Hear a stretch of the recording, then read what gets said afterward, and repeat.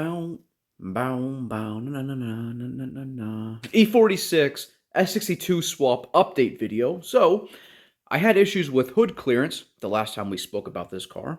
I also needed to work on the exhaust and other stuff. So, first things first, I got the clearance I needed with the hood. I had to cut it, obviously, because the engine was protruding a full inch above the hood surface when it was closed. So, this is what I did. What is that, you may ask? That is a random hood scoop that I found online that is installed backwards. Kind of like a giant power dome. Now, I know what you're thinking. Why didn't you just go with an M3 hood?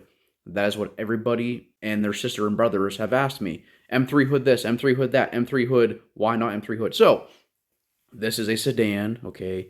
The E46 M3 is not offered in a sedan, so I would have had to buy an aftermarket M3 hood meant for sedan. And we all know how the typical aftermarket hood fits, right? Like trash. The other option was to cut up the M3 hood and mold on the power dome. However, I absolutely hate doing bodywork, and to pull off a flawless finish on a big flat surface like a hood is something that I am not comfortable with.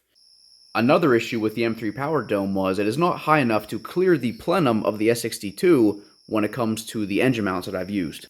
I preferred this option because it was a bolt-on style hood scoop. So, there's no bodywork required because the fitment turned out pretty dang good after some playing around with it. There is also one last reason as to why I did this. That is simply because I wanted to do it. So, I do believe this turned out pretty freaking cool. It looks just, I don't know, I really enjoy it. I probably am going to color match it to the hood so it looks more proper. So now, with the hood able to shut, we were able to move on to additional things. I went and picked up these cheap wheels on Facebook Marketplace. They are an 18-inch wheel from a different BMW model. They were cheap and they just seemed to fit pretty dang good. These are not permanent wheels, they are just for the time being to drive the car on something.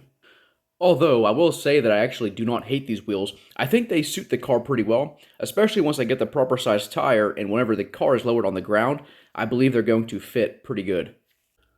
Okay, so now that we're underneath the car, I want to show you some exhaust updates. So the last you've seen of the exhaust, I had the driver's side manifold partially done. I added this piece here, which snakes around the transmission and further avoids the steering shaft up there. This is all 2.5-inch piping. I was trying to keep it adequate size. You can see how it snakes around the items like that. Now here is the opposite side. You can see how it comes down.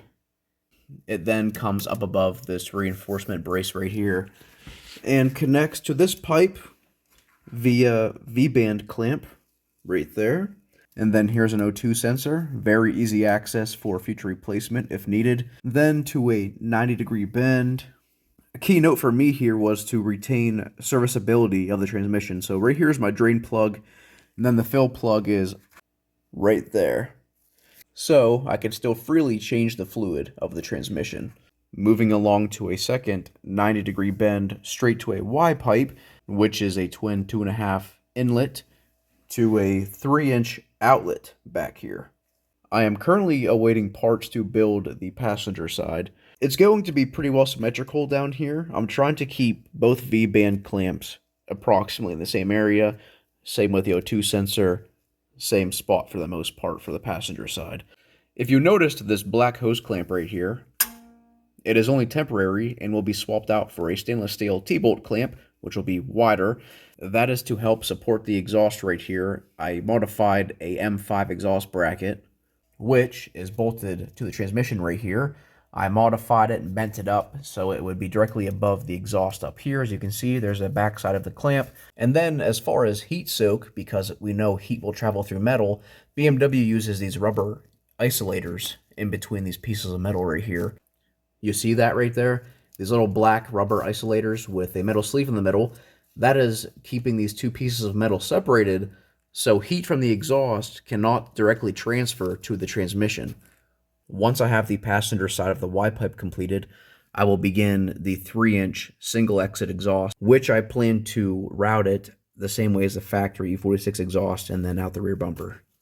This being my first ever DIY build exhaust, so far it's turning out pretty dang good. This whole project, actually, this is my very first ever engine swap, so I really can't complain with anything. It was definitely a big learning curve. There was a few things that you wouldn't think about until they're right in front of you, you know, causing issues, but also the drive shaft, I dropped that off. I had to take measurements and then drop off the shaft for modification. So once that is here, that is another step that much closer. This car is very close to be driven for the first time. Yeah, my axles are not fastened yet. That is because I don't want to forget to put fluid in my differential. I have not added fluid to it yet. I feel like if I got too far ahead of myself and assembled everything, I would get too excited and forget. And the last thing I want to do is blow up a LSD that I got from Diffs Online, so we are getting very close to the first drive of this car. But what about the turbo project? Well, in part 6, we are going straight to the fun stuff. The turbocharger itself is getting modified and prepared to go into the car. It is time to get some real progress made with this project. That is all for tonight's video. I will see you in part 6 of the turbo project, so until then, I'll catch you later.